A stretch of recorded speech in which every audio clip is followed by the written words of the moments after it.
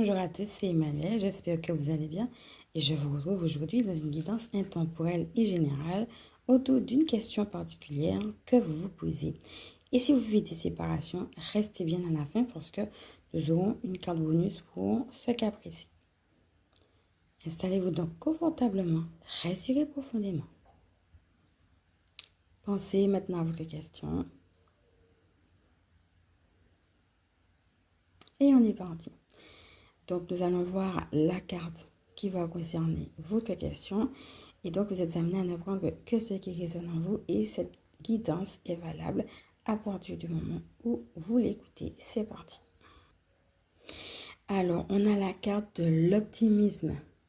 On voit une personne qui est cachée derrière une pierre et qui regarde au loin. Alors, la première chose, c'est par rapport à ta question, par rapport à cette carte-là, moi, ce qui me vient, c'est de quoi tu as peur, de quoi tu es en train de te cacher, peut-être une situation dans laquelle il y a des questions, dans laquelle il y a de la méfiance. Et en même temps, ça veut dire finalement, quels sont tes rêves? Et on va t'inviter à deux choses. Avec le petit chemin qu'on voit à côté, ça va être, trouve ton petit chemin pour y aller.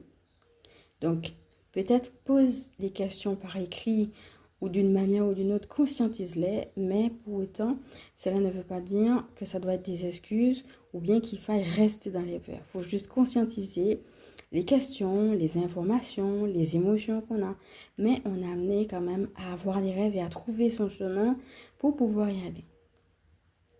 La deuxième chose, ça va être la vision. Donc, n'hésite pas à regarder tout ce qu'on a dit autour de la vision. Si elle regarde quelque part, c'est parce que justement, il y a une aspiration quelconque. Donc, ça va être aussi quelle est ta vision et de regarder non pas aux peurs, mais à la vision en elle-même et à la vision au loin. Alors, peut-être aussi qu'il y a des ressources, que ce soit des personnes ou que ce soit d'autres types d'aides. Quelles sont les ressources que tu as? Quelles sont les personnes ou les autres aides qui peuvent t'aider par rapport à ta vision?